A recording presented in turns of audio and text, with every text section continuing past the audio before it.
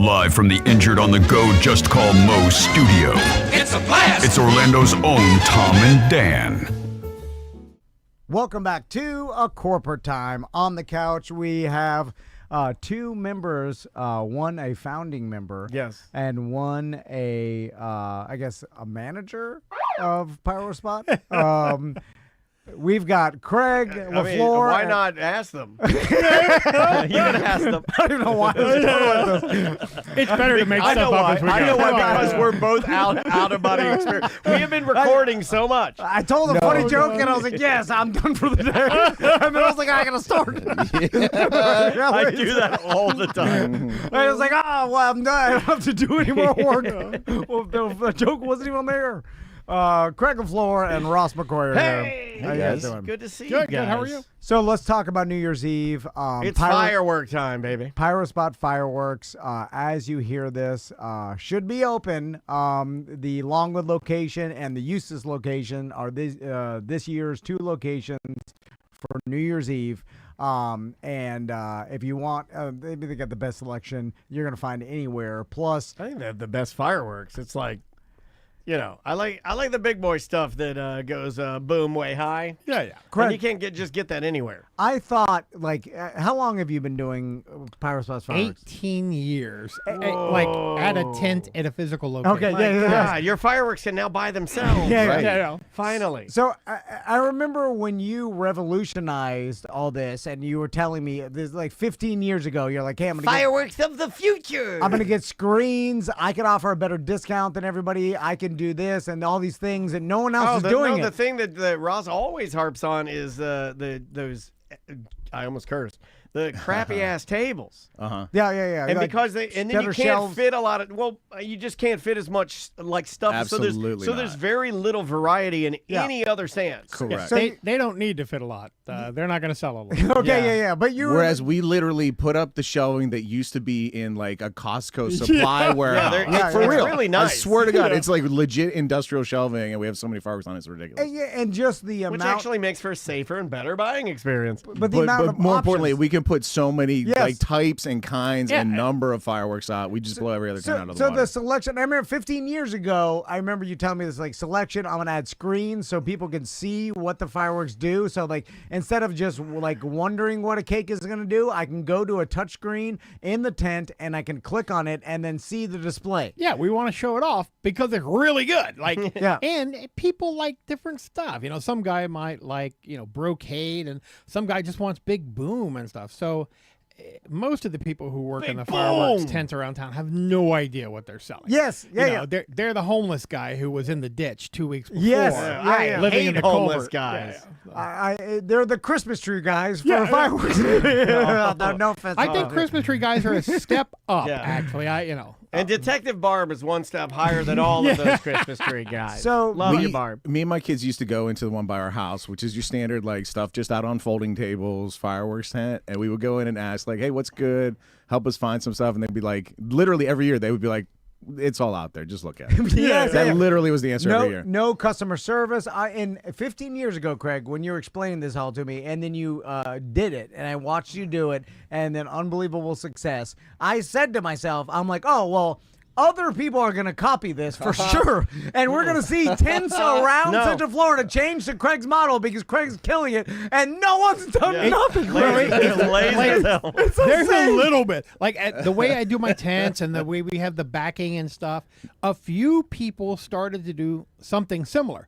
But For example, advertising with a no dud guarantee. There you go. There is a very large. I saw that. You saw that? I did texted see- Craig some- immediately, a listener and sent steam it to came me. out of his ears. Well, I No, saw a it. listener sent it to me and said, "Hey, what the hell is this?" Because Yeah. Oh, yeah. if you rock with us, I mean, like, I'll never say that again, I promise. But there is a loyalty there. You know, they're looking out for you, Craig. They're like, "Who the hell is this guy? Is this Craig?" I'm like, absolutely not. like I spend a lot of labor setting up our tents because instead of tables, it takes a lot of people and time to set up rack shelving and everything else. Yeah, especially the way Craig sends us out with the layouts. The layouts he sends us out with, it takes a lot of time.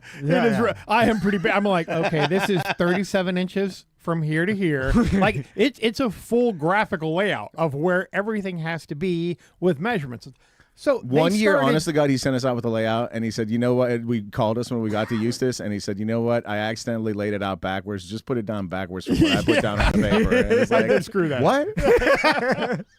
Yeah, so they tried to copy me for like a year, but then realized instead of a guy setting up the tent in 8 hours, it took 6 people a day to do it, and they just quit after that. They're like, all right, We're like, we're not in this for it's too hard much work. money. Yeah. Well, because you have to sell a lot of fireworks to Yeah. make that worthwhile, right? And they're not going to. Tom, as a loader, imagine how much effort it takes. Like that steel shelving, we have it in a warehouse in a corner, like covered in spiders right now. Imagine the effort it takes to get it out of that corner, load it onto a truck, drive it to a tent in Longwood, and set it up, and then sell all the stuff and then break it down and put it back in that dusty spider corner. Those the are loading and the imported unloading Chinese alone. spiders, man.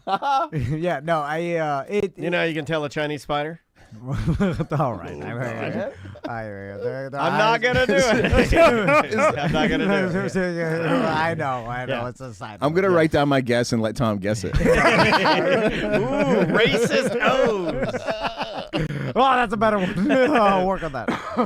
10,000 sideways.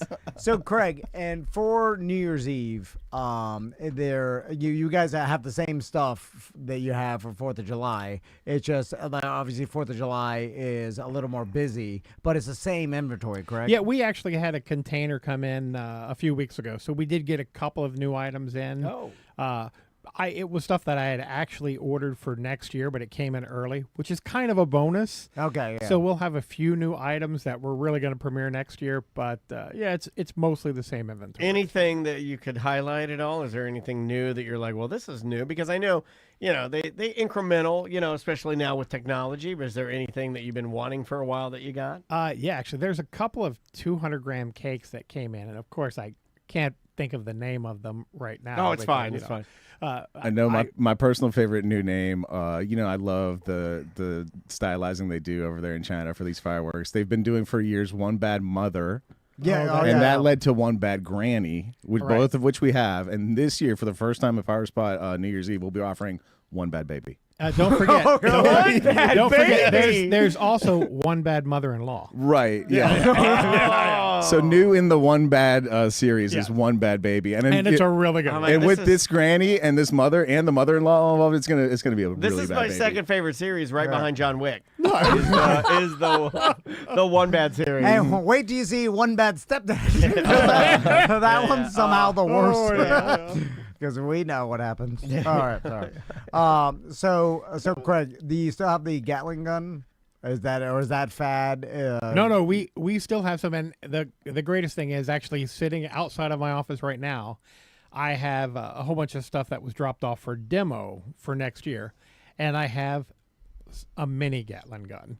Oh, mini! Oh yeah. For babies. It's for One Bad Baby. It's like this long, and we haven't taken it out to test it yet. But we people will. are gonna make kids fight with them this Oh, year. yeah. For sure. 100%. It looks designed for that. You know what? How? Let's do a Running Man stream with our children. And Okay. Every year, and I'll do this year as well, I go to the PYROSPOT tent, and I'm a nostalgic type of guy, and I always gravitate towards the smoke bombs. And I like a smoke bomb. I like a Interesting. good. I'm glad you do that. I like a Yeah, smoke bomb. I also like the fact that they stain my concrete and then leave green, white. Yeah, but they leave like a reminder of fun.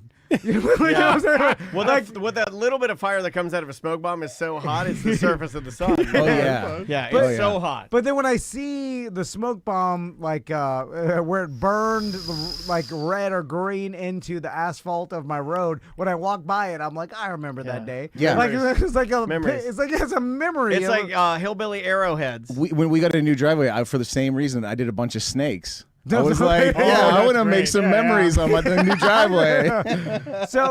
but there hasn't been any changes in the smoke bomb world. Oh, come on! You were just out of it. Right. Okay, I'll Craig go. I now- love it. Tell this man he doesn't know No, nothing. I'm sorry. Boo this man. Because I always Craig. get that I little. like Craig said, hold on a goddamn minute. I call them the little roundies. No, like and then the big boy. They've got so many crazy things now that, and most of it I just ignore. But they have a couple that are really nice. That it's a big tube of smoke, and it changes colors as it's going to red, white, and blue. Oh, hold I on. don't know this Patriotic one. smoke bomb? Yeah, there you go. Looks like a stick of dynamite. Okay, Yeah. all right. And then there's another one that does, and I don't think it was on purpose, but it's the Mardi Gras colors. It's like the purple, They green, and absolutely gold. do because it has a fleur-de-lis on the packaging. Yeah. Yeah. That's awesome.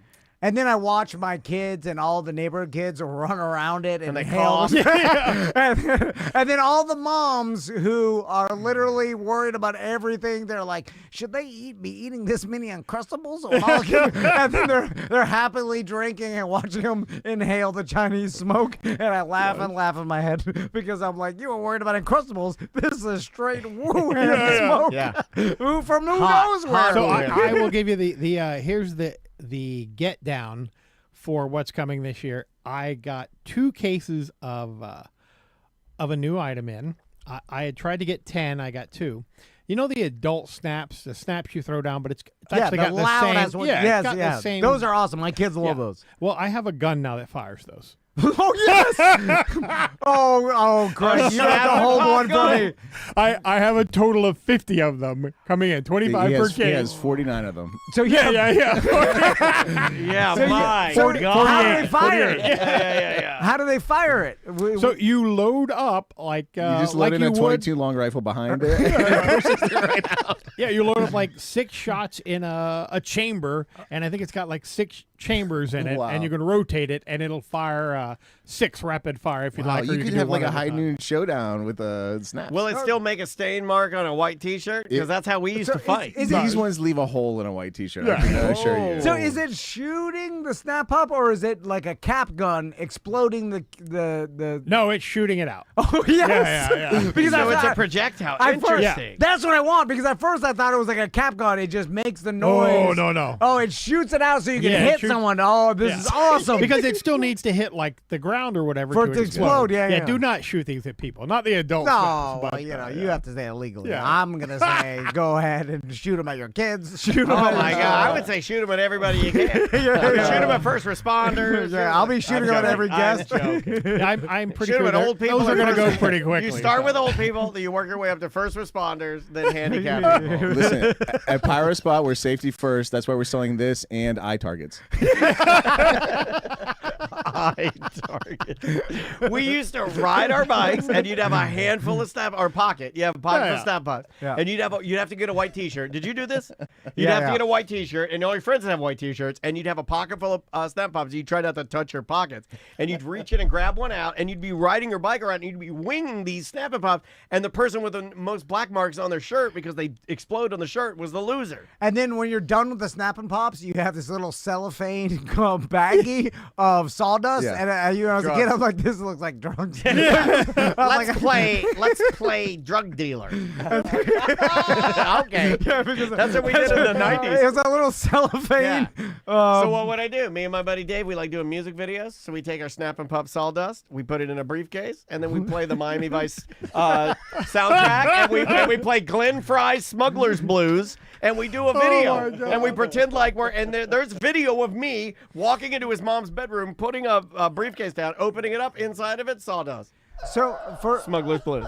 Glenn Fry. New Year, what's different as far as the psychology of the customer compared to 4th of July and New Year's Eve? And like, because I imagine. Oh, you mean the type of party or what they want? Well, I imagine there's a lot of people that maybe go buy fireworks on New Year's Eve as opposed to like for 4th of July, you plan ahead, or is there any truth to Yeah, that? we have a lot more shoppers who are last minute on New Year's Eve, and most people don't buy as much fireworks because, I mean, 4th of July, they'll start lighting as soon as it's almost dark outside, and Yeah. they'll go for hours, right?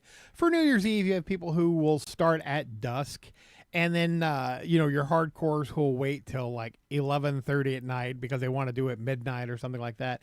But you're not usually lighting for hours and hours. And then we also sell more of the cakes as a percentage than the mortars. So like during 4th of July, people buy a ton of mortars, and we still sell a lot, but it's definitely a different mix, a sales mix for mortars versus cakes. More cakes for New Year's Eve, less mortars. So. And I will say, like, there's a lot of people, PyroSpot has such an array and a selection of really good fountains. And I know, like, they're like, fountains, but you can get Yeah, I really like cool fountains. I like fountains. Especially if you, like, don't have the area to set off mortars. And a lot of people have that. Like, they live in, Like me.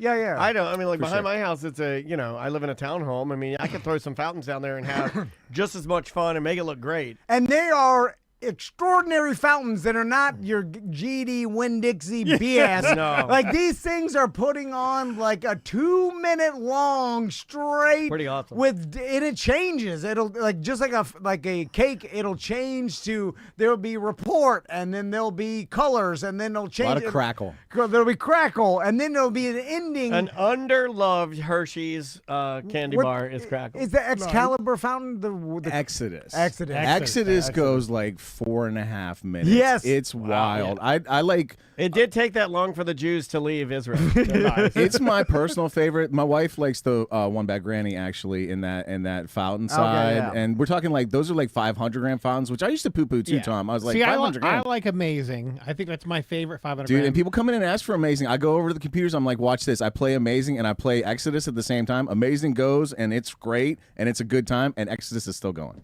Yeah, and then this last year we got Evil Priest, Yeah, which is probably Oh. the biggest, longest of the ones that we have. Amazing and Evil Priest. We've had people come back and just say, "Give me a whole cart of that." Yeah. Those are two that just like fly off the shelf. Evil priest too. Like it looks Yeah, at your yeah. kids weird. Yeah. yeah. You know what that guy wants to do to you? Pee-pee. Yeah, it ends with blood red. Blood red fountain. It's sad. I'm sorry. So now, like we said, the tents are open now as this airs. Don't you want to ask any questions about elite vintage apparel? Well, that's something to go PYROSPOT do. Longwood's open right now. It used to still a couple days, right? Yeah. So Longwood will open on Monday if we get everything set up in time. Please God, let us get everything set up in time. Eustace will open on the 26th, day after Christmas. Okay. And you can check out I Need Fireworks. I want Fireworks.com. Yeah. We should say I need it though, because that's funny. I need fireworks. Yeah. Another guy copied me. I did I Want Fireworks, and then like 2 years later, he got I Need Fireworks.com. Oh, man. Of course. I bet you were mad that you didn't buy that too. I was, I to was buy- hating on myself. Yeah, then you need to buy I Got Fireworks. Take that. Well, do you want to finish that story, Craig? Because this guy also has a fireworks business, and Craig went and bought out all of the domains that he could possibly have for his fireworks. Oh, business. so you're like me. So he has, his own name and everything. I bought every rendition of that you could possibly have of his name in like .com, .co, Yeah, like every net, get 'em all. Get 'em all. You're petty like me. Yeah, get them all. And spend your own money on thousands of dollars. And if you Crush his type world. it in wrong and you type in that name, it redirects to mine. So. There you go. Take that. Advantage PYROSPOT. So before we get to the clothing, my favorite story of all time was how like the local municipality used to give out fireworks license to sell it. They did it by a foot race, which was amazing. It was first come first serve for the permits. Yeah, But then it became a crazy thing to where they're like, well, you have to stand behind this line and we'll open the door at 9 o'clock, which turned into a foot race to the front door at 9 o'clock. I mean, and then Craig used to hire local high school track team. why wouldn't you? Come on now. Smart. to run for PYROSPOT? And they line up Yeah. 3-point stance. A combler. I had a couple of wrestlers, Why too, to not? kind of run interference. Yeah, you need some wider guys to run slow and slow other people down. Thank you, Brian Blocker. Yeah. God, that's my favorite story of all time. I'm like, yes. I remember talking to him about that when you were doing that. And now they do it sensibly with just a straight fishing tournament. Takes a lot longer. But it's a fun time. Yeah. Bring the family out. So where are we at with the clothing? We talked With elite vintage apparel? Is that what Elite- you're saying? elite yeah, vintage yeah. apparel. I bought some clothes. I don't know if you heard that. Yeah. No, we've been talking to Ross about it, like the thrift con The and crack jacket. Yeah. We talked about Are they that. all up online already, or they're still? So we have, as of today, I think we have like 505 different items lined. That's a now on some lot. of them we got like 10, a quantity of 10 or something, but we're selling really well. Our what they call the sell-through rate, which is the amount of items that you're selling based on how many you have up. So ideally, your sell-through rate is about 0.5%. So if you have 500 items up, then you should sell like 2 to 3 items a day. Well, we're averaging like 6 to 10 items a day that we're selling. So we have to keep lining new items. So, Tom, yesterday, Craig and I personally went through a bunch of bins looking for his #1 seller to line and get a bunch of stuff sold. So yesterday, we went through a bunch of bins looking for 4X to 6X jackets, which, again, are our #1 sellers. Oh, yeah. We put So you a guys little are- bit of everything up So you guys online. are selling premium urban wear for the fashionable fat guy.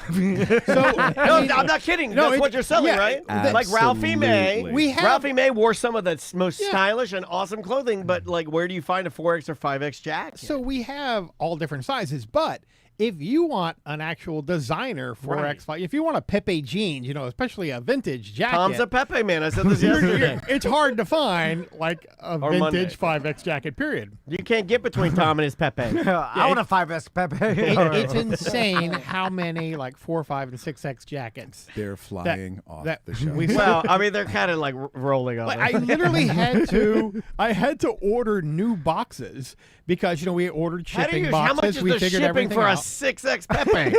That's like $300. No, it's like depending on where you live, the most is like $13.50. Oh my God, Merchman, are you listening? Oh my God, we're way overpaying.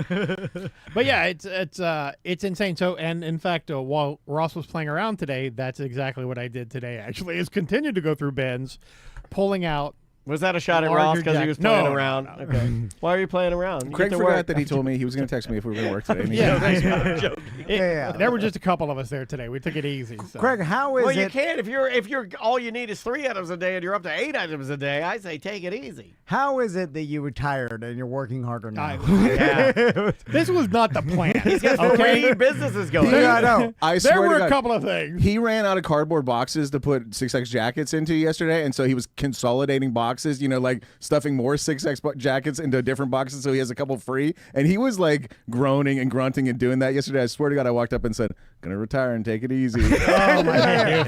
You can't. That's Yeah. He's addicted to it. that's a businessman's curse. Well, I did not know that, after I retired, we were going to put tariffs on Chinese goods. We were going to crash the stock market. I mean, there was a few other things that Sure. happened. But also, I like to make a buck. Yeah. And, the businessman's curse. I mean, I am sure you guys talked about ThriftCon. Yeah. And, my friend Jeremiah, who we have the business together, his son was selling his stuff. Well, he had a quarter of the booth. He probably did 4 times our revenue because, we're selling jeans for $20, $30, $40. And he's selling, $200 T-shirts as fast as he can collect the cash. It was insanity. yeah, but he's in that world Oh, so yeah. deep that he knows the value. Yeah, and that- everything. And Does that's it have to have a value, or is there some psychology, and I'm being serious with the question, about finding something that is good, but then pricing it up enough to make people feel like they're buying something unique? Is there something to that? I'm sure there is, but a lot of the people who were here know, particularly at ThriftCon, right? A lot of the people there who were shopping know what they're looking for, and they're coming up to him asking for specific bands and things like that because it's hard to find items. He had T-shirts from the very first Halloween Horror Nights for $175 each. Gone. They sold all of those. Like, it would never have He had occurred a really to cool me. one with the Crypt Keeper on it, dude. It was there was a so market super for it. cool. Yeah. I mean, of course, it probably was $50 when it first came out because it was Universal. But, he sold out of those quickly. And He knows all these like mini markets for like, oh, the Halloween Horror Nights, the theme park people are looking for this old Horror Night Well, shirts. nerds do And- love a lot of that stuff. yeah. I mean, And- it's kind of like what our buddy, we have a buddy that does sculptures.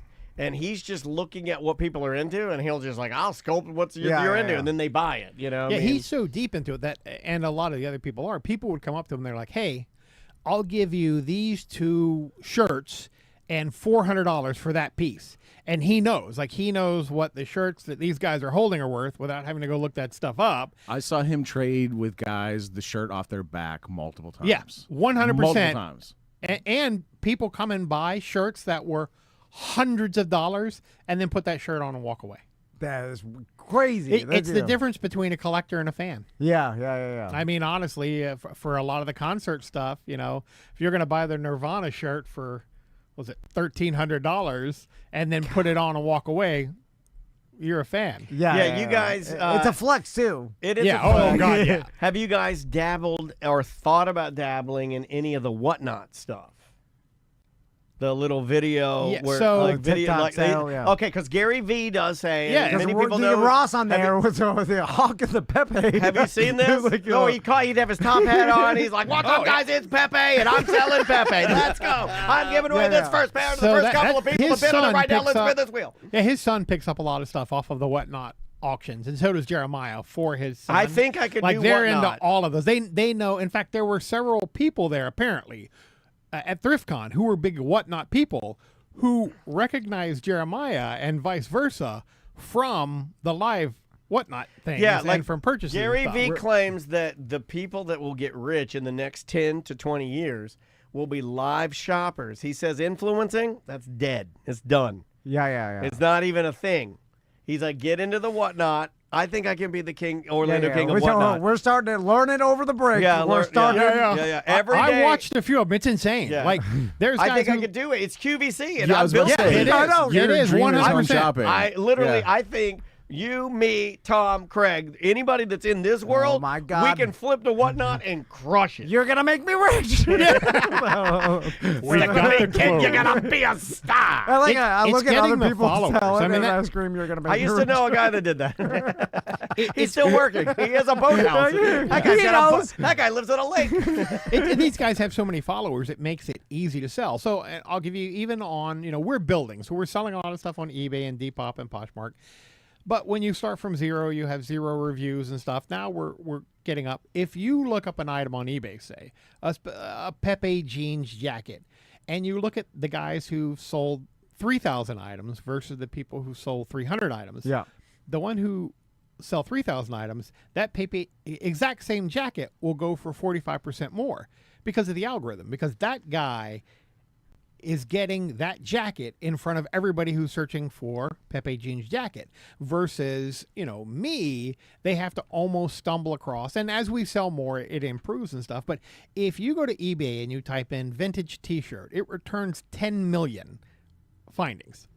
So just lining a vintage t-shirt and putting vintage t-shirt Y2K and everything, you're never going to get seen. Yeah. So we have some stuff where I'm pricing it very reasonably, but I'll see that other people who are big into it are really making crazy money off of some of these rare items because they're getting in front of the eyes. Yeah, and they put the work in to get in front of those eyes, and then that's the thing. It's like now, it's like OnlyFans. You need an audience for exactly. people. But to has pay. sex infiltrated Whatnot yet? Yes. Because I was going to say, if we could get some really hot, get some of these dancers that need some money, get them to hawk our products and Whatnot, we'll get more people watching. Look, if you go to Depop and you look at women's shirts, you will find certain sellers who there's a woman modeling the shirt and she 100% is not wearing a bra or anything else under it, and you can see the nips poking through. Yeah. And so Craig started doing that. Oh yeah, that's what I've been doing. No, but I it's keep like a ice thing. at the No, office. but it's like for all. I'll leave you with this. There's a very high dollar fashion house that released a new purse just last week, and the model holding the purse is holding it and in front of her, and she's got on a tank top, and the purse is right at waist level. Yeah. But the bottom of her underwear is hanging down at the bottom of the purse, and you can see a little bit of mousse. and the whole thing has got it's got 1 billion comments, and there's no telling how many purses they've sold just because they framed that photo just a little naughty. Oh, I'm gonna write down a little bit of I moose. will We need more moose. I will throw this out. I actually did this for BDM members and Tom and Dan guys. If you go to eBay and you pick up anything for us, you can select local pickup. and I put that on just for if we wanted to do something like Okay. this. Nice. And then they could pick up from the warehouse if they wanted something before Christmas and nice. stuff like Very that. So they cool. wouldn't have to pay for shipping. Okay, Oh, that's I- a lot of savings because shipping Yeah, can it is. It shipping can be eat you a up. big deal. iwantfireworks.com, 2 locations, Yep. 2 tents, Longwood, Eustis. Go there, get your New Year's Eve fireworks. It's the best place in Central Florida. Get fireworks plus buy one, get 2 free. Yeah. So insane deals. Ross, Craig, thank you so much. I Love you appreciate guys. it. Thank Happy you. holidays. And we will see you in a minute. Star of America's Got Talent, and mentalist Keith Kong, who fooled Penn and Teller. 2 world-class headliners, 1 unforgettable night. Expect laughter, wonder, and moments that defy logic. This isn't just another show. It's 2 of the best in the business in 1 ticket. This January 11th, get your tickets at drphillipscenter.org now. Until I was doing like all the pictures and stuff, and he said, "Hey, I'm a fellow performer, and I'm trying to get this circuit." I was like, "Hey, man, let's have coffee. I'd love to help you any way you can." Blah blah blah. And so we ended up hanging out, having coffee. We went out one night too. And then we were going to leave, and we're like, "Hey, it was great meeting you. Like, where do you live?" And he was like, "I live in Orlando." And that's just when I was moving there. I was moving there that week. And I was No like, way. "I'm moving to Orlando this week." And the cruise was going out of San Juan, so it wasn't like out of Port Canaveral or Sure. something like that. And then we Oh, just, he tricked you with his mentalism. you were moving to Florida. He's moving to Orlando. He knew that I was already. like, I didn't even know. I told all my friends. They were like, "What? You're moving to Florida?" I was like, "Yeah, I think I am." So you guys came together, and then you're like, how can we merge our 2 acts? Well, so as a fun fact, I see a lot of shows. I only say hi to the entertainer after the show if I thought it was a good show. And I tell him all the time, I said, if the show wasn't as good as it was, we probably never would have met. Would have been friends. And so we became really good friends. We've just gone on tons of trips together and stuff. And then we started kind of becoming fans of each other's work as well. And I think that oftentimes people come to my show, and one of the things that interests them is they kind of wonder, what is the human mind capable of? Like, how far can we stretch this? And with Charles, you see the action comedy and everything, and you think, what is the human body capable of? Right. And so Mind in Motion kind of puts all of that into context and shows it just pushes the limits of everything. So we thought it'd be great to stick them together and make one show. It's awesome. It's an awesome concept. It is really cool because you're right. It's like, what is the human body capable of? And that's Charles' side of. And okay, I want to ask you this because when I see your guys' talents, I'm like, man, they're kind of different. I'm glad you used talents because people wing that around now. Like it's the term genius. You know, like, this guy's a genius. He's a genius. Oh, he's so talented. No. We gotta knock that off. We gotta start gatekeeping a little more. You guys are talented because you have a weird talent, and I mean that with love. It's something that not everybody can do. It's rare. Well, also it implies reps, and I think it's love reps. Okay, what's interesting is like I've seen you guys perform online, and I've seen Charles in person many times, and what's interesting about both of you guys is that when you see Charles perform, you're like, well, how does this guy do this? But then you're like, he must just have insane amount of practice, right? Because it's. But it's I would like physical for him to say, juggling. like, I can just do it. Right? Like, I kind of want you to say, and is there, hold on a second, is there a little bit of I can just do it in there, but you do, I mean, the practice helps. Hand-eye genetics. I know. I love talking about this topic because everybody's like, and when people see the show, they almost want to say, "Oh, well, you're just naturally talented," and it's almost like a thing that's, I don't want to say insecurity or something. It's like, well, that's why I can't do it because this person's just born with that.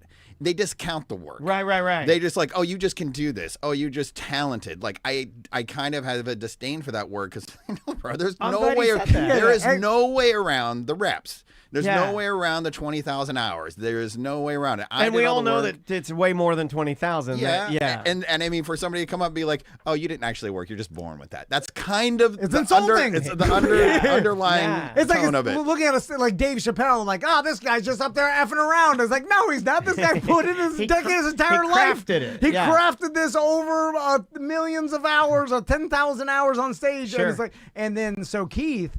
So I feel like, okay, that's like it's kind of easy to see. You know, you discount a little bit with talent. Where Charles like, oh, he's got amazing hand-eye, but yeah, but there's also 20,000 reps.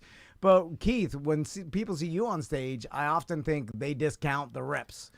And then it's because you, there's an element of reps here. Mumbo jumbo, man. Or it's just like, it's almost like, so what do you think about that? Is like, the reps is very important to your abilities and talent too, right? Yeah, I have lots of thoughts on it. So I actually started when I was 11, as Charles mentioned. I got it wrong. When I was 14 is when I was doing shows in bars and pubs, and like you said, they'd walk me in, walk me back out, and it's interesting with magic, right? Just as a blanket statement, because mentalism is a genre, like a sort of a subcategory in magic, but magic is the only art that people work really hard for you to not see what we're doing. Yeah.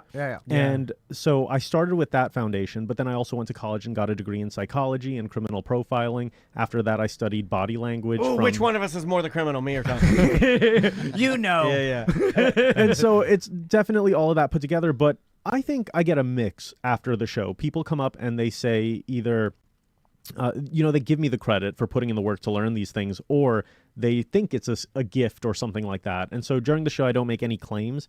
I also don't make any disclaimers. I'm not saying like I'm psychic. I'm not saying that this is all BS, but I just want people to kind of come and make that decision for themselves. Right. Yeah, you're not going to take that away, too. It's like taking away the magic from the audience. Why would you do that? And that's part of why the show is entertaining. And so, Keith, I got to ask you this, because like ever since O's started becoming more and more popular, I become obsessed with mentalism. And like, Well, it's also, it gets in your mini documentaries. He He calls TikTok and Reels mini documentaries to make himself feel better. So I don't, but yeah, it's in our algorithm. We get a lot of magic. And I know that it's like a faux pas. You're not going to do this because of professionalism, and you're never going to call out another mentalist and even guess how they did a certain thing. But I become obsessed with figuring out how O's guessed Joe Rogan's pin number. It's literally occupying so much of his time. And you don't have to Every tell me. morning he I know ponders you it. know. I know you know. But there's this new theory that I found deep in the internet, right? Because it's hard to find others like me that are dedicated, have dedicated their life to figuring it out. And dare I say, the most unhinged answer for how this was pulled off. It's the only thing I care about. It's very wild. Oh, buddy. you have a theory. He has a theory. Oh, yes. Yeah, Can he present it to you guys? Oh, I've got lots of Okay, theories. Charles is all in. Yeah. The juggler's like, yeah, do it. And maybe off the mic, it's a different time. We'll be like, oh yeah, you're right. All right. So I'm like, because I feel I've heard this one too. Also, this isn't just something he made up. This I'm so is other curious. people. This is something that other people are actively pushing into his algorithm. And this is why I don't mind saying this in front of Keith, because Keith is so fast on it. There's nothing I could say to Keith right now because he's so mentalist can never be thrown off. He's their already game. off of our interview right now. He's already living his life after the interview. He already knows where I'm going. Yeah, He no, he does. that's why. Get knows out of where my you're head. going. He's already there. He's sitting there smoking a cigarette, waiting for you to show up. Get out of my head, Keith. I know you're in there. I'll never insult you because you're too fast for me. Anyway, so this is how he did it, I think. So I think O's. And this sounds far-fetched, and it sounds like I'm a crazy person, right? Because that's why I like it so much. I can't wait for you to say it. So we got a time machine. No. It's right under that. It's just under no. that. It's just under time machine. I think Charles is in the algorithm. I think O's a brilliant man, and then He is. and then Great showman. and he knows like one of these mentalist illusions that I could do on one of the biggest shows. If it was so confusing to everybody, like it'd blow my career up. Like so, it's worth like what he did on Rogan is worth what would you say $500,000 in marketing? More than that. 5 million and what are you gonna pick? Oh, and that's you know. Hold that up there. You know. Right there. So people can put your camera on. Oh my God, you do know. Yeah. Oh, he's really in the algorithm now. No. I don't. Now I feel a little nervous. We're so close to it now. I feel like we're a little too close. So I don't feel like I should be this close to it. If I'm O's, right, I can put myself in a mentalist's brain, right? You're more like he's more like the cereal O's. O-H. Yeah. It's still delicious cereal. I'm gonna hire multiple, not only one, multiple private investigators to follow Rogan around, and eventually he'll go to an ATM. And then when he goes to the ATM, I am just gonna peek over his shoulder and look at it. And this could be months earlier. Like, and then I'm gonna do this with as many Good Morning America or whatever else, and just an army. How long have you been tracking Joe for this one appearance? That's mainly my business, is private investigators and organizing them to go out and find information. And you use all the things that they bring you, the data for your illusions. Yeah, the data for my illusions. And then once I get the Joe Rogan booking, I'm like, I got this already. That Keith is looking at Charles like when you're getting something so wrong that people look at each other, they're like, get a load of this idiot. You're an expert body language. I am. I'm pretty good at it. I'm like, look at these guys. They think we're idiots. Like, look at their body language. Yeah, because then during the actual interview, I'm like, all right, Rogan, start thinking of some numbers, and then I'm like, and then I pretend to look at his blinks, and then look at like, and then I say certain things, and I was like, oh, that's a tell thing, but that's the song and dance. All I'm private tap investigators. I have his PIN number. I had it for months. Yeah. Everything, and then I'm hoping, I'm like, oh, I hope he didn't change it. He's too rich to change it. He don't care. Yeah. Like he didn't even know how much money is in his bank account. Rich people don't care about security. So that's your theory. Private a team of private investigators. Not just an army. An army. Okay. I heard army. So I miss Charles. Charles, he fits in here like he gives us just enough rope, and then he just sits back and is like, look at these idiots. So, look how stupid they are. Am I even close, Keith? So I would say that we all have our own methods and ways of doing things. And I heard two parts to that. I heard the private investigator, let's call it legwork side, right? Okay. Which, I mean, that's highly impractical, right? The chances of that. But the second part that I heard... You going to take that? You just got insulted by Keith Kong. I didn't say it's impossible. I said yeah. highly impractical. But the second part was kind of baiting... a Joe when you say, like, we're going to have you think of some numbers. Let's say maybe a PIN code number or something like that. And then kind of like implanting the thought for him to get on that path.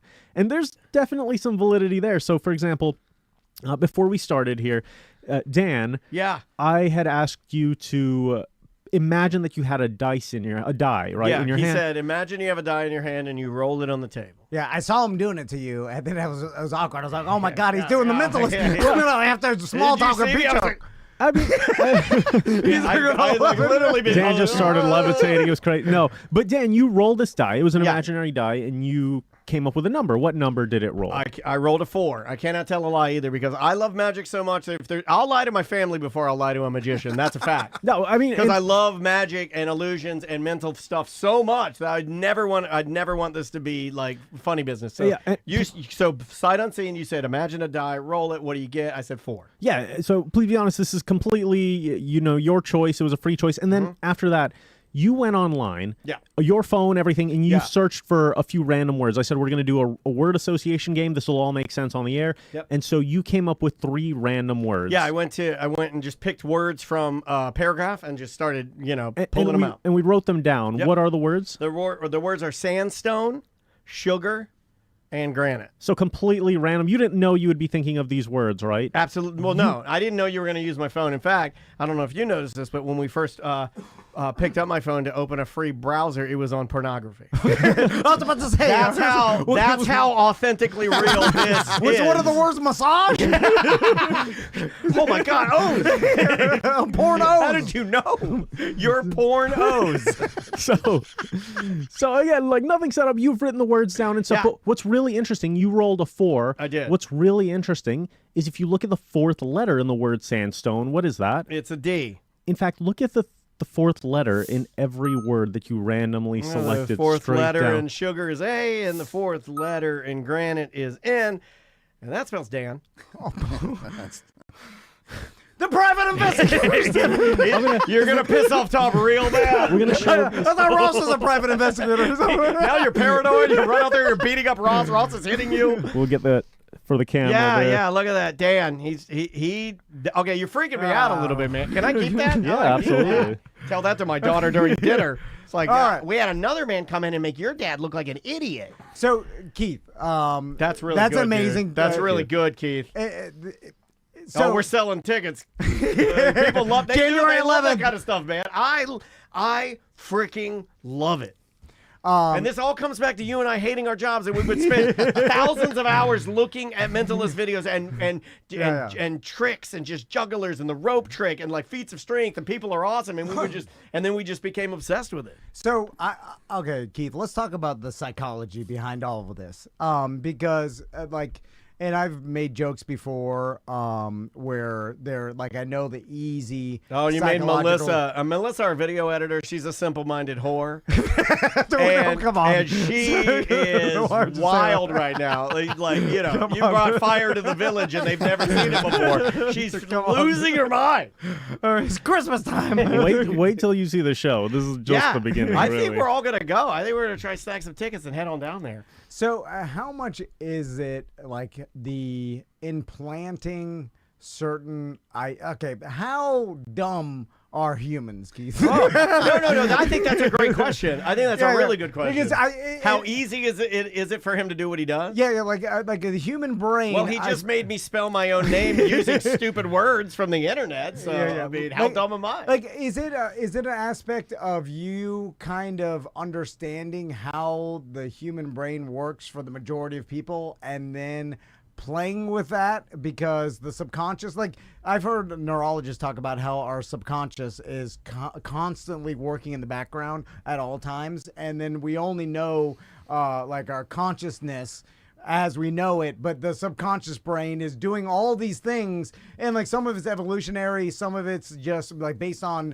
like other calculations to keep us alive, and then you knowing about what the subconscious brain is doing and then tapping into that. Is there something like that? Yeah, so I can't give you the percentages, but yeah, like a lot of that's accurate. Have you ever heard of the test with a hot water and cold water pour? No. But I did put his hand in warm water, and he peed that couch you're sitting on. A whole different trick. No. I pee every time. Yeah, because how dumb I am. Yeah, he's 100% a peer. So I think that people are better at reading other people and situations than we give ourselves enough credit for. And there's a study in psychology where you can actually find a video on YouTube or something like that, but you can tell the difference. If I was to pour from a kettle cold water and you just listen to the sound, and then I poured hot water and you listened, you could tell me the difference just by hearing the pours. Really? And it's something you don't think you would be able to do, but you can do it. Like I said, find the video on YouTube. They'll do a side-by-side, listen blindly. What's it, just But atoms, the molecules? molecules are moving faster and stuff, but that makes also sense. from an evolutionary point, as you mentioned, Tom, hot water, like scalding water, could be dangerous. And so we learn these, like our brain makes shortcuts. It's the reason we find faces and patterns of randomness, because if that was a predator back in the day, like you need to pick up on that fast. So Oh does it my kill God, you? you talk about this stuff. You're like dumb Keith Kong.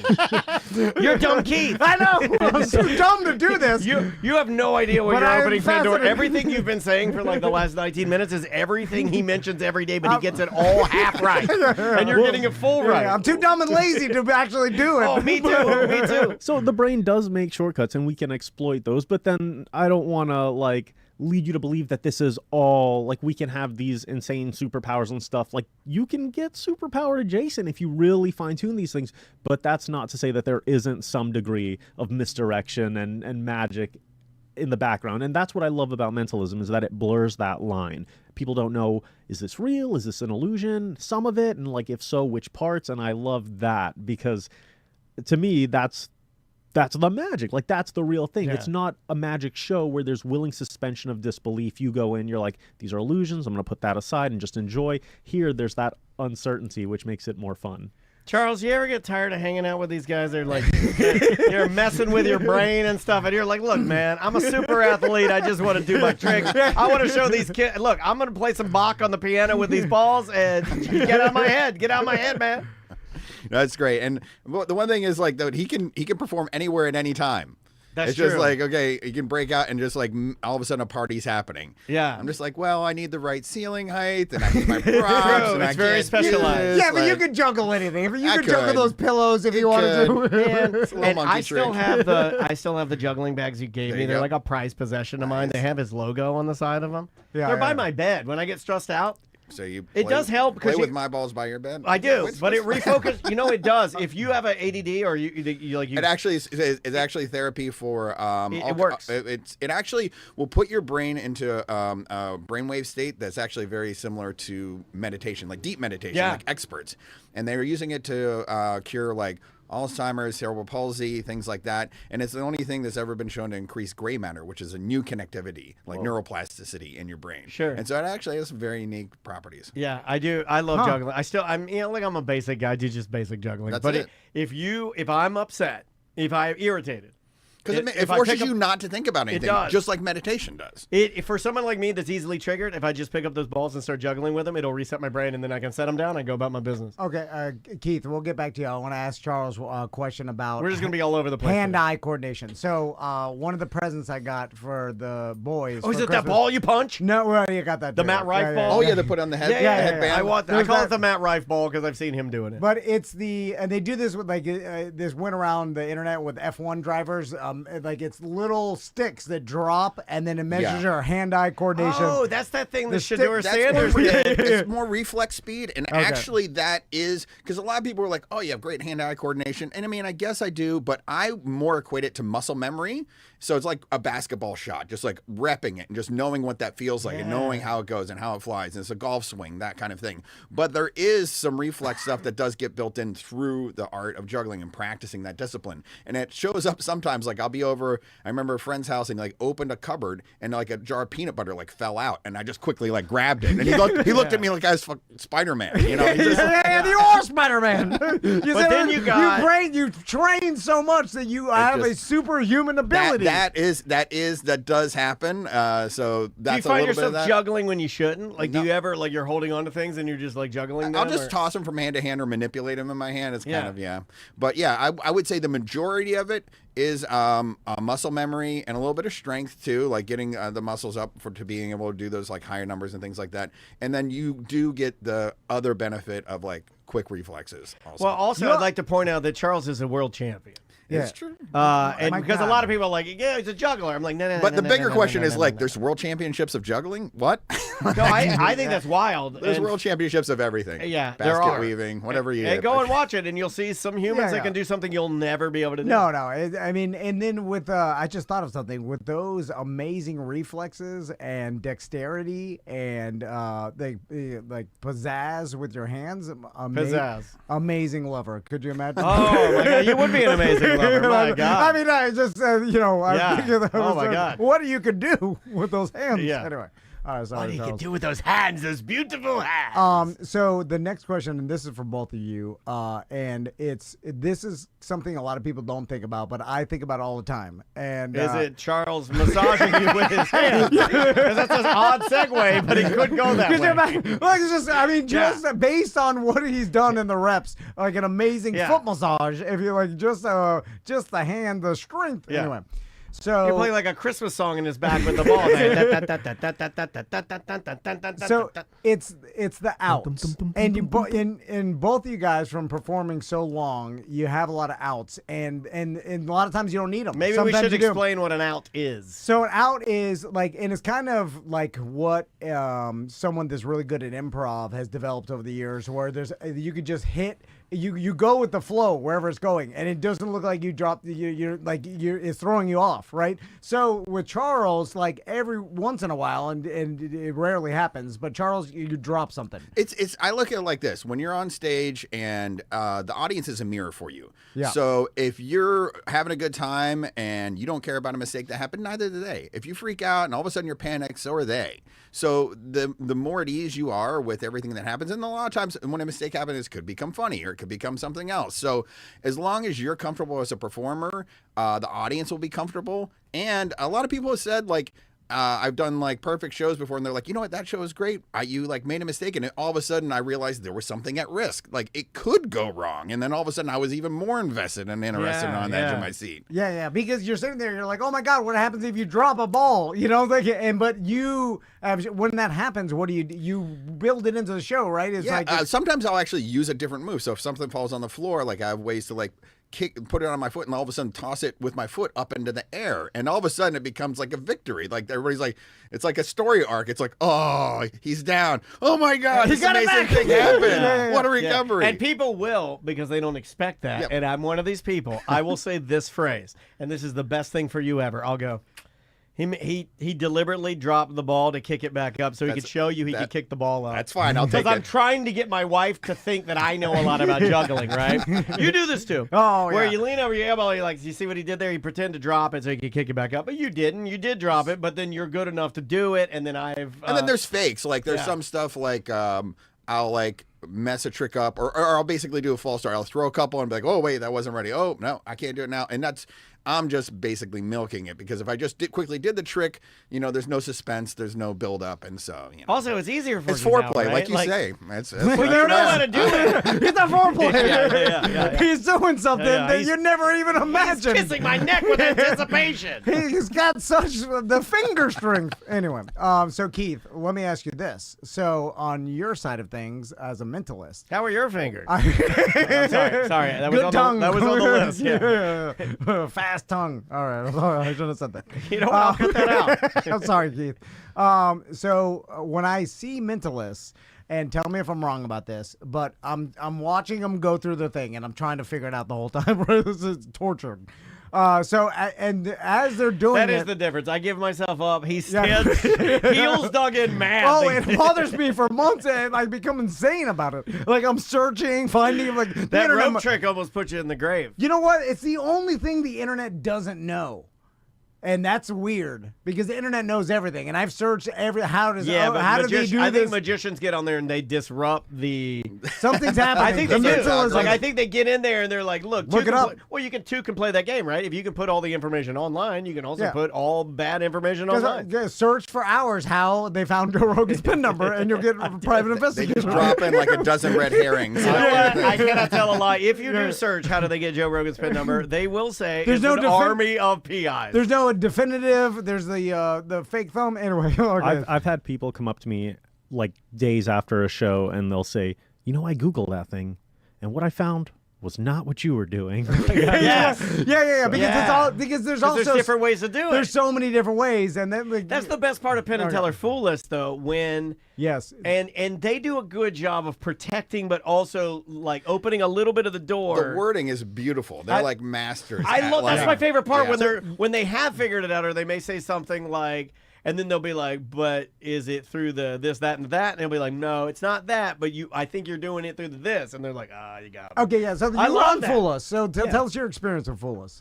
It was great. I actually ended up fooling them, and I was probably the last one on my team to realize that's the way it would go. I was just so focused on doing a good performance.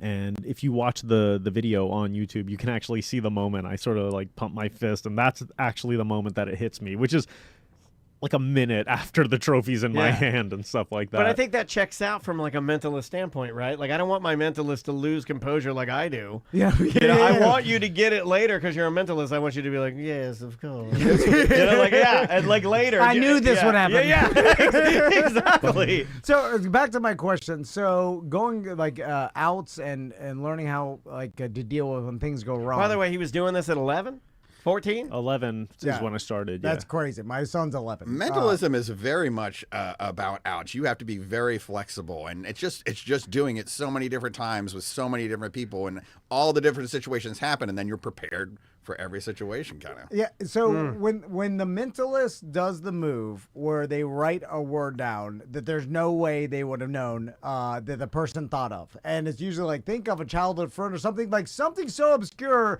that I can't even.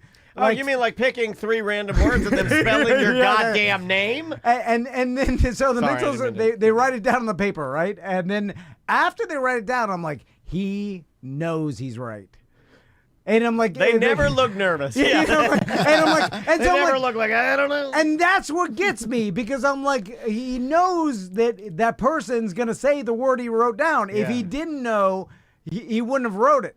You know what I'm saying? Like he already knew because if he didn't know, that there would be another out and there'd be something else going on. You know what I'm saying? But like once they write, they know. Yeah, once they're doing that, then you basically just build the suspense. Like Yes, go this way, so, go that Keith, way. have you ever written something and then had it wrong? Yeah, actually. So as you were saying that, I'm like, I don't know. Okay. It's not a perfect science. So you do get a miss occasionally, but like Charles alluded to with the juggling, I think it intensifies. It's like, oh, there's stakes at play. Like this could go wrong. It's not too perfect. Now, I'll never intentionally, or very rarely will I intentionally mess something up because I want to give myself room in case something does go wrong. But I can say that it's very rare, especially now that I will have a miss. Okay. Yeah, like even, do you see how cool he was? He's writing all these stuff down. I'm picking these things from a random web page, and he's as cool as a cucumber. I can't even do that when I'm at Chick-fil-A drive-thru. I'm sweating. I'm upset. I'm excited. Can't even order food. So, okay, now when you're doing these tricks and they're like, you write down the wrong and the person says it, there's an out for that though, right? Yeah, so I'll tell you, most commonly this happens if someone doesn't really follow directions.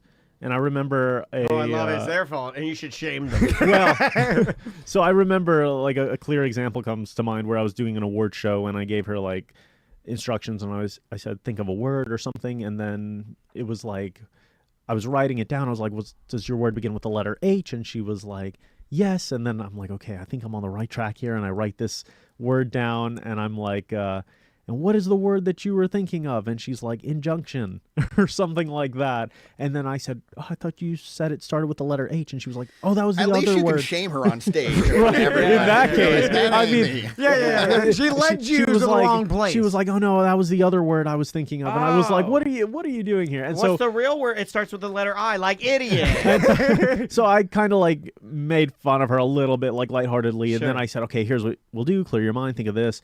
And then I got that right. And afterwards, people were like, oh, great show and stuff. Sorry about that, lady. Like, what was that about? So yeah, it's all, and that's the thing is you both you guys, like you go with the flow, you make the show good every time. You know, have you guys ever left a show and thought to yourself, I didn't do a good job? So there's usually sometimes it's things that are out of our control, whether it be the lighting or the stage or our mic goes out, something like that. Just know if you're working a Tom and Dan event, there's a 62% chance your equipment will fail, rendering you a fool on stage. So and you will have to use your sophisticated outs to not look like more like a fool. And you'll be mad that you worked with the other fools. Yeah. And then you'll go back to yell at us and we're drunk. And so most of the time, those things are usually only perceptible to me because I know my show frontwards and backwards. And so what seems like something that happened to me is usually not perceptible to the audience. So if anything, when a show doesn't go well enough, it's just for me. Because I'm like, okay, this is a standard. I missed the mark by that, but they don't know. So it's just, and they've never seen the show. So everybody has a great experience. That's all that matters. And I don't want to, I told bits and pieces of this on the BDM show, but when there were other instances we were talking about earlier about a magician working, and there are times when because you and I think we are very special in that. And this is one of the cool things about our job is that I am special. Yeah, you are. We both are. But we've gotten the opportunity to be with some of these entertainers of I call them like old world kind of crafts. Like I feel like juggling and mysticism and like magic really are things that you would have seen like at the Globe Theater or something. Like I feel like you would have seen it. And because it's real humans, right? Like, and I know that everybody's AI'd out right now. This is real human stuff, man. Yeah. And it doesn't get more human than this. This is the kind of stuff that, like, when I see it, I get like really into it. So I don't know. Like, I just feel like everybody. This is an amazing thing to do during the holidays or coming out of the holidays. Is to go and see this and sort of celebrate the cool stuff that we can do naturally as humans. But my point was, this magician that I'm talking about, things were failing around him constantly, and he still did a perfect show. Yeah, no one would have noticed. No one would have ever noticed. And now, behind the scenes, backstage, I'm watching some of his stuff fail. But it didn't matter because he had so many different ways to do his stuff. It didn't even matter, that's so impressive, man. So, Keith, a couple more questions real quick before we run out of time. got time, And you got again, time. get your tickets. It's at the Dr. Phillips Center, January 11th. In the Pew Theater, right? At the Pew Theater. It's a great room. Great room. Not a bad seat in the Probably house. the best room to see. I would see this kind of show. Probably the best room in Orlando to see it. Yeah, and this, and if you got a little older kids like my 10, 11, perfect age. Perfect. Any, like bring the family. It's a great show. Bring grandma. Yeah. Bring everybody. Or a great date night.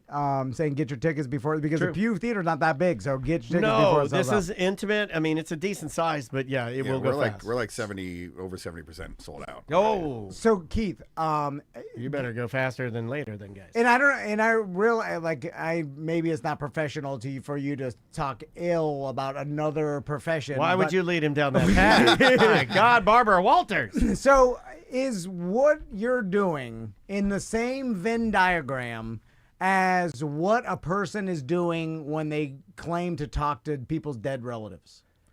It's not the same, that's for sure. I mean, maybe there's some weird overlaps, but I don't talk to the dead. I mean, I do. They don't talk back. No, what I'm saying is like That's a good answer. read That's a peop- great answer. as this person's talking and telling a bunch of things. Like I see like the people that claim to talk to the dead relatives. They go on like morning shows or whatever. John Edwards, Yeah, that yeah, kind yeah. of The thing, John Edwards. And then as the person's talking, I almost am looking at John Edwards and then seeing his eyeballs move, and then he's picking up things that all of us normies, as I call them. We don't pedestrians we don't see, but John Edwards is picking up a bunch of clues to guessing the right person. Like, hey, I think there's one or two techniques, especially something that's called cold reading. It's almost like leading the person. It's almost like just feeding them answers. The thing is, those people want to believe so badly that that's why they're there. Yes, so it's almost easier to fool them, because all you do is put out like 4 little feelers and then just hook onto one like a fish biting on a hook. The best part, and they're just like, okay, now we're going with that, and then they'll do 4 more they'll lay out. And like, oh, that's it. How did you know? And they just grab onto that, and it's like literally just. But the best part is once you of it. get them and once they believe, you can look them squarely in their eyes and be like, I'm talking to your Uncle Marty right now, and he wants me to tell you something. He wants you to lighten up. He wants you to give yourself some grace. You're doing your best. You know what I mean? Like, and that's the part where, to me, it becomes really not good. Because you're honestly making you're making like that is not good. Like, but I've seen those ones where they're like, oh yeah, he's got a message for you. Anytime they say he's got a message for you, I'm like, oh. But how amazing is it? He thinks he's talking to his dead Uncle Marty. That's impressive. That's a pretty cool Saturday. You're like, I talked to my dead Uncle Marty today. This guy talked to him. He said he had a message for me. But the message is always behind a hefty paywall. Yeah. Yeah, well, you're not an idiot, Keith. You got to come on. You want to talk to your Uncle Marty more? You know what you have to do. Give me your credit card. So I'm gonna make an AI Uncle Marty. You'll see. And then last question is how much? And I saw some of your social media about like negative reversing and like some of this is sales techniques and things like that they use in the sales world. Which, by the way, I know you probably realize you'd be an insane salesman. He actually lectures at sales conferences for experts. He's actually studied a lot in sales. All right, so there's crossover there. Yes, so let's talk about that and what you've learned. I love it when you and Coach you tell stupid salesmen how to do mumbo jumbo on their customers. I love it. Yeah, so I love it. I mean, there's a ton of overlap in techniques. Like a moment ago, Tom, before you had your drink, you had your hands like this. This is called steepling. It's a body language tell. And what's that mean? He's gay? I knew it. Women tend to steeple I knew it. You're doing like gay hands. But it's just a sign of thought. And so, like, in a sales situation, we talk about bonding and rapport, matching and mirroring, and I'm looking for things like that. Okay. But then it goes further into communication, things like tonality, word choice, and like we said, body language is part of communication and influence. Like, there's definitely a lot of overlap, and I enjoy it. Like, ethical sales is based on modern day psychology and client-centered therapy and that sort of thing. So it's just understanding the problem, because if you're ethically selling something, you're only going to sell it if that addresses a problem that the prospect has. And so, yeah, I could just nerd out on the sales stuff all day. Can you There's a ton help of overlap. us manipulate our clients into giving us just a little bit more money a month? I'm not kidding. I'm like this is as a small business. Can you come in and we hire you to teach Tom and I know how to do it. I know how to do it. Because can we do that? Keith has already taught me through. I've been looking through social media all day. Oh, and that taught you. Okay, great. It's you go to the client, right? Okay. Like say I go to Dr. Powers, and I say, oh man, don't use real clients in your example. This is Mo why I'm having an anxiety attack. You guys are giving me mouth to mouth. I'll use Mo Do It. All right. Not our biggest client. This guy's crazy. I'll go to Mo, and I'm like, I know you don't want to Ross, give me. help me. Help me hold him down. Keith knows it. He'll tell me if I'm right. I'll go to Mo, and I'm like, I know you don't want to give me more money a month, so let's just put that to bed. And then immediately he's like, wait a minute, you don't tell me what to do. Yeah, I tricked him. That's the negative reverse that you're talking about, right? I mean, and I would even double down and say, see, I told you I will nerd out on this, so I'll take the question seriously. We'll go through it. But I didn't even know you guys are coming in today. I'm so freaking happy to see you guys because I love you guys, man. This is like my favorite type of show. But to answer that, I would go, Mo, I'm guessing there's absolutely nothing that we could do that's going to, convince you to increase your investment, is there? And I've gone so far negative, absolutely no possible way that you would even consider, right? Like, it'd be silly to even ask. And that's absolutely correct. Then you're receiving my message. I'll say, I'm already regretting how much I'm paying you now. No, and maybe don't even put that out there. And maybe that's the answer, but at least right? Because salespeople don't always deserve the sale, but they do deserve clarity. Would you rather get a no sooner or later? Yeah, Tom rather get it later. Well, right? You like to wait. Oh, push the nose back. Yeah. Salespeople spend 80% of their time on follow-up, so I want that no sooner than later. But because we're contrarians by nature, it's in our nature to say no. So if I go so far negative, he might say, well, I mean, I'm not sure, like, I'd never increase it. Maybe if there was value. Oh, interesting. Like, tell me more. What kind of value would it take? And then you whisper to Tom, I'm like, Mo's doing gay hands. He's doing gay hands. Get him going for the kill. Okay, absolutely last question. You almost called him Mo. That's how tired you are. No, last question. So, Keith, is there anything that O's has done on social media that you can't figure out? That's a great question. Yeah, absolutely. Like I said, we all have our own different methods. I'm sure there's plenty of things that I do that O's wouldn't do or know where to start on. But I think that's what's great. Like, you can see O's. You've probably seen a ton of his stuff. But come and see the show on January 11th. You're going to see a ton of new stuff. And it's so audience interactive. It's different seeing it live, too. I want to put that out there. I get that all the time. YouTube is great.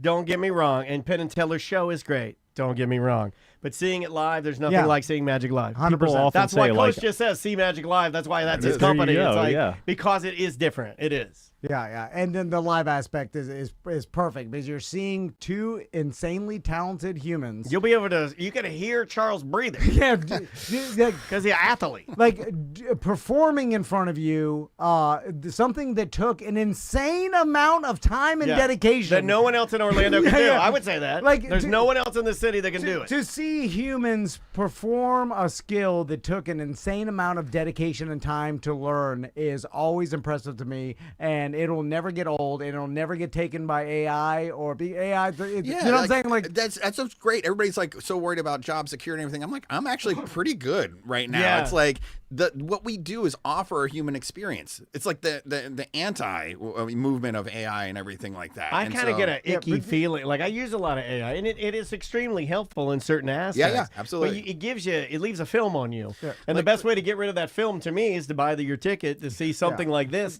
to get that human experience cranking. All the energy in the room too. All these other people sharing emotions. Like it's will never go out of style. It'll never lose value. Very cool. Well, you're saying that, Charles, because AI is not after your job. It's after the lazy people's jobs like me and the rest of the goddamn population that's too lazy to learn what you guys learned. Because but we're it stupid. takes too much time. Here's the beauty of us, though. We're so stupid that we lose our jobs to AI and we're like, we'll become jugglers. Not going to happen. It's not gonna, too old to learn it. January 11th at the Dr. Phillips. Get your tickets now. Scoop them up because, like Charles said, they're going quickly. So if you heard this and you want to get your tickets, get them now. Keith, thanks for coming by, man. Yeah, thanks for having me. We put a new one in our mental list. How many different magician, mentalist, and like juggler type people? We know a lot. You guys are my favorite people to talk to. Me by too. the way. Me too.